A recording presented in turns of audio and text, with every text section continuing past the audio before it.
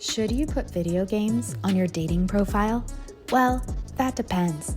When you're considering whether or not to include video games on your dating profile, it helps to think about your goals and reasons for listing as a hobby, and then think about how you'd like to show what a relationship or time spent with you would be like.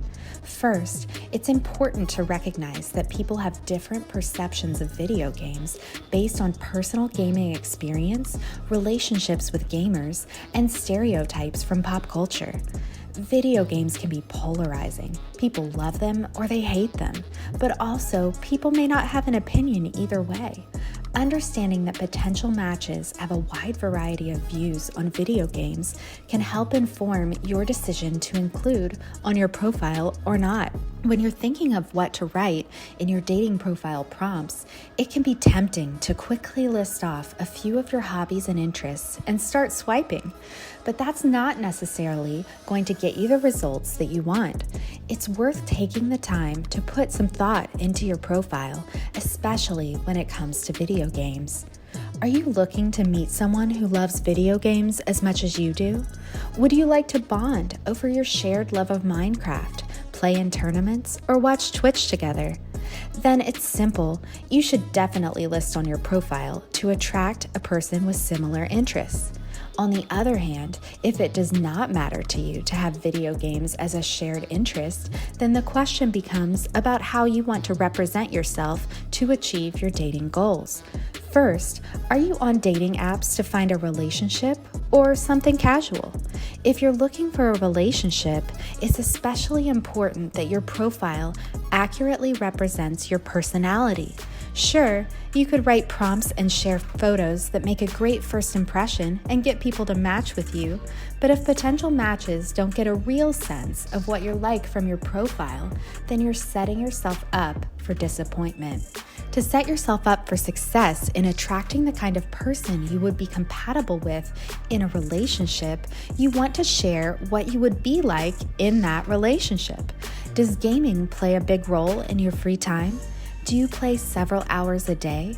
Or do you occasionally get online with your best friend from college or buddies from the military as a way to connect? In a relationship, would your gaming have a regular impact on the way you would relate to your partner? Think about your schedule, your attention, and the way you would approach making plans to spend time together. For example, do you play in a league where you have tournaments on Saturday nights? Do you play every night before going to sleep and want to continue doing this in a relationship? If gaming is something you do regularly to manage stress and decompress, would you like to find a partner who understands that?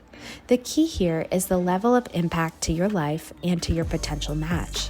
If gaming is a big part of your life, then include that on your profile so people can get a sense of your interests and what being with you would be like. That way, you can rule out people with negative views on video games and increase the odds that your matches will have a positive or neutral view.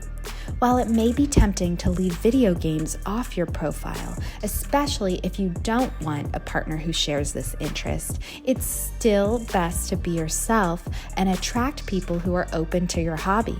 It's a big part of your life, and a potential match should know that upfront to assess compatibility, whether it's listed on your profile or you tell them in conversation early on. But if your interest in video games is only minimal and you only play occasionally, then it's best to leave off your dating profile so you don't risk a misunderstanding and potential turnoff to people who have negative feelings about video games. Now, if you're looking for something casual, it becomes less important to include information about what your daily life looks like, since that won't be as likely to have an impact on your time with your match. Since you never know if potential matches will have positive or negative views on video games, consider not including video games on your profile if you're looking for something casual. Remember, what makes a good profile is so subjective, and it's all about balance. You want to show variety in the answers to your prompts, so whatever you do not talk about video games in multiple prompts on your profile. Even if that's your top interest, it's a wasted opportunity to share more information about yourself. To sum up, if you want to attract a gamer, then it's simple. Include video games on your profile. If you do not want to attract a gamer, then decide to include based on your dating goals or whether or not video games play a big part in your life. If you found this video helpful, tap subscribe for more tips. Thanks for watching.